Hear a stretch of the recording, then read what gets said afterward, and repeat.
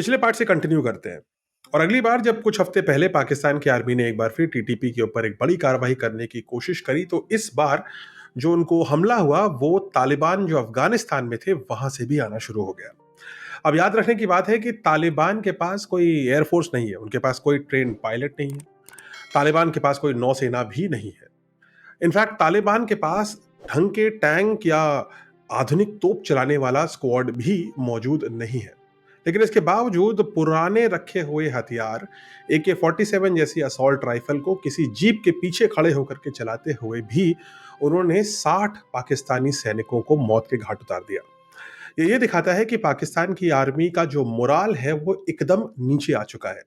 In fact Pakistani air force भी अपनी army को बचाने के लिए अपने आधुनिक चाइनीज फाइटर्स या अमेरिकन फाइटर्स को भी डिप्लॉय नहीं कर पाए, क्योंकि ऑपरेशन सिंदूर ने उनके एयर बेसेस को ऐसा ध्वस्त किया है कि अभी तक पाकिस्तान की एयरफोर्स किसी भी कारगर कार्रवाई करने के लिए केपेबल दोबारा नहीं हो पाई है।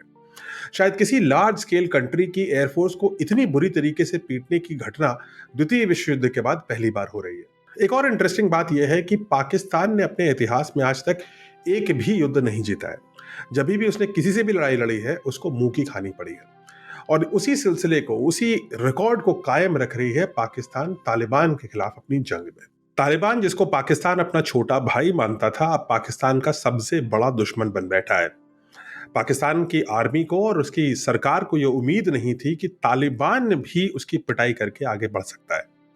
पाकिस्तान के ऊपर दूसरा थ्रेट ये है कि भारत ने भी ये देख लिया है कि पाकिस्तान की एयरफोर्स अब कंप्लीटली डिस्ट्रॉयड हो चुकी है और अगले कुछ महीनों तक उसको रिकवर करने की जो चेष्टा है, जो कोशिश है, वो जारी रहेगी।